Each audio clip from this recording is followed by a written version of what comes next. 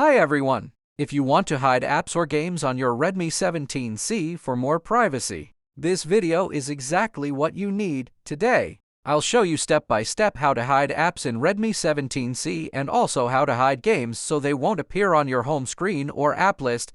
This is very useful if you want to keep your personal apps private, hide games from other users, or simply make your phone cleaner and more organized.